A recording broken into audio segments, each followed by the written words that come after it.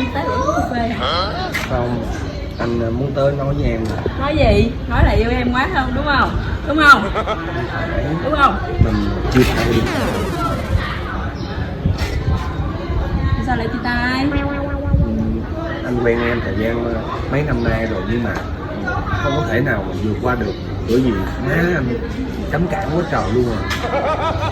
Quen nhau mấy năm rồi mà bây giờ anh mới nói là không hợp, má anh cấm cản quá trời. Là sao? Thì bây giờ cái rào cản gì thì sao anh vượt qua, thôi mình chia tay đi nha. Anh yêu em là anh chỉ nói được có bao nhiêu đó với em thôi hả? Tình yêu của anh dành cho em chỉ là như vậy thôi hả? Mình xin lỗi em, chứ anh hết cách rồi. Vậy chứ anh biết là em đến với anh, trong khi đó em phải qua cái rào cản của người chồng em, anh có biết không? Em còn chưa nói nữa.